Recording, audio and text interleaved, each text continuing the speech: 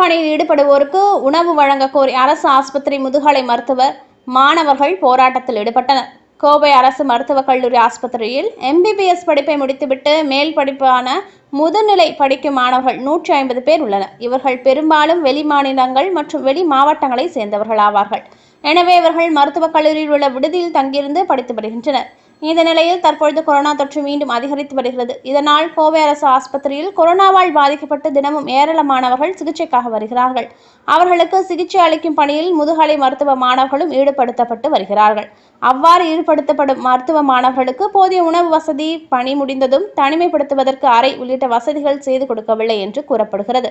இதனை கண்டித்து கோவை அரசு ஆஸ்பத்திரி டீன் அலுவலகம் முன்பு இன்று காலை முதுகலை மருத்துவ மாணவர்கள் ஆர்ப்பாட்டத்தில் ஈடுபட்டனர். இதுகுறித்து ஆர்ப்பாட்டத்தில் ஈடுபட்டவர்கள் கூறியதாவது: கோவை அரசு ஆஸ்பத்திரியில் தினமும் ஏராளமான நோயாளிகள் அனுமதிக்கப்படுகிறார்கள். அவர்களில் மூளை தொடர்பான பாதிப்பு, இதயம் தொடர்பான பாதிப்பு உட்பட முக்கிய உடல் உறுப்புகள் பாதிப்பாக அனுமதிக்கப்படுவோருக்கு வழங்குவதற்கு போதிய அளவு மருந்துகள் இல்லை. இதனால் ஏராளமான நோயாளிகள் பாதிக்கப்படுகிறார்கள். அதை கேட்டால் அரசு நிதி ஒதுக்காததால் மருந்துகள் வரவில்லை என்கிறார்கள். மேலும் கொரோனா பணியில் ஈடுபடும் முதுகலை மருத்துவ மாணவர்களுக்கு கடந்த 2 மாதங்களுக்கு முன்பு வரை உணவு வழங்கப்பட்டு வந்தது. அத்துடன் தனிமைப்படுத்திக் கொள்ள தனியார் ஓட்டலில் அறை ஒதுக்கப்பட்டு இருந்தது. அதன் பிறகு கொரோனா குறைந்ததால் தனிமைப்படுத்தவும் இல்லை. கொரோனா பணியில் ஈடுபடுவோருக்கு உணவு வழங்குவதும் நிறுத்தப்பட்டது. தற்பொழுது கொரோனா வைரஸ் அதிகரிக்கும் பட்சத்தில் விடுதியில் இருந்து உணவு எடுத்து வந்து சாப்பிட சொல்கிறார்கள். கொரோனா வார்டில் பணி செய்துவிட்டு விடுதிக்கு சென்றால் அங்குள்ள மற்றவர்களுக்கு கொரோனா பரவும் அபாயம் உள்ளது.